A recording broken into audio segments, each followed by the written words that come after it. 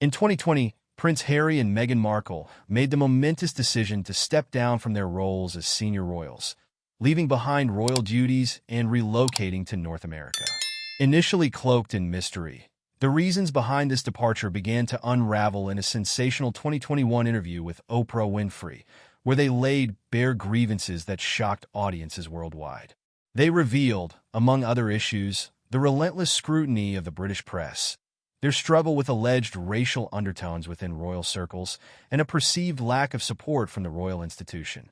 But now, Ken Wharfe, a former royal protection officer with deep ties to Princess Diana, offers a counter-narrative to their account, challenging several of Harry and Meghan's claims.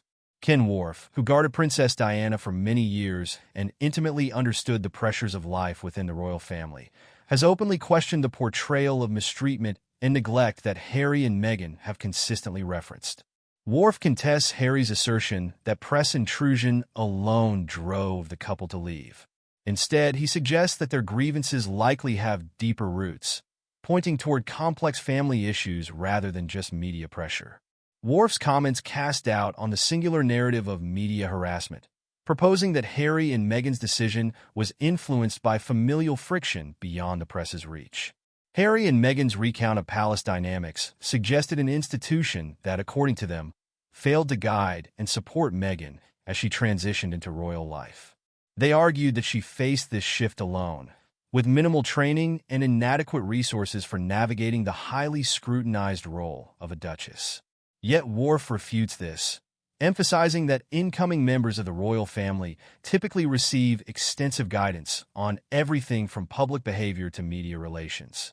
Citing examples from his time with Princess Diana, he notes that there are well-established support mechanisms within the palace, contradicting Meghan's claim of abandonment by the royal institution.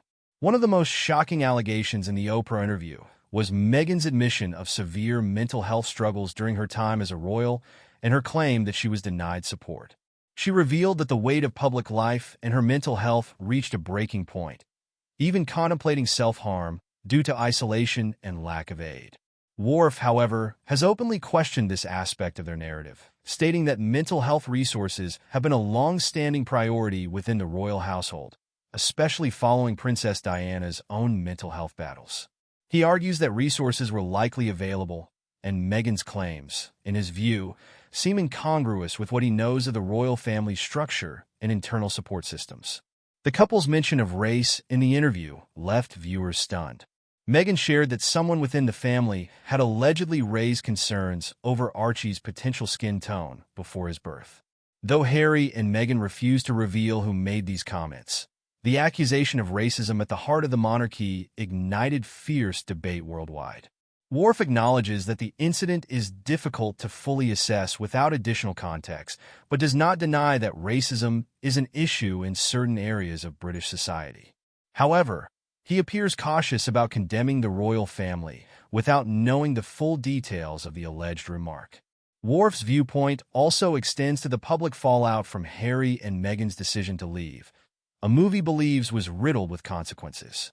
He points out that the couple's life in the United States has brought new hurdles, specifically in maintaining relevance and income as they distance themselves from royal responsibilities.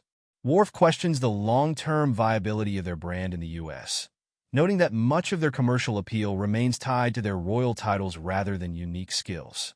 He suggests that this reliance on their royal identities might be the reason they seem unable to fully sever ties with the monarchy, despite their repeated emphasis on independence. Harry, in particular, seems adrift post-departure, with Wharfe observing that the prince's struggle to find a new identity is palpable. Raised in a life of inherited privilege, he is now grappling with the realities of a life where fame is not necessarily accompanied by purpose. Wharfe contends that this difficulty adjusting has, in part, fueled Harry's grievances and his ongoing critique of the monarchy. The couple's attempts at a halfway stance, retaining their titles but discarding duties, have added confusion, leading Wharfe to recommend a clean break. According to him, only a decisive severance from their royal ties will allow Harry and Meghan to find true independence and stability. Ken Wharfe's insights introduce a complex, often contrasting perspective to Harry and Meghan's narrative, suggesting a royal family that, while far from perfect, may not fit the image of neglect and isolation portrayed in the Oprah interview. Wharfe's critique brings forward a different side of royal life, one where significant support and mental health resources are available, where press relations are only one facet of a broader network of family dynamics, and where new royal members like Meghan do receive training and guidance to ease their transition. The perspective of Wharfe, an insider who served closely under some of the same pressures that both Harry and Meghan have faced, exposes an underlying question. Were Harry and Meghan's challenges primarily a product of an unsupportive monarchy, or were they also influenced by a couple unprepared for the responsibilities they inherited and yet unwilling to relinquish the benefits of their status? As this discussion deepens, Wharfe's insights underline the broader implications of the couple's decision to step away and the narrative they have shaped.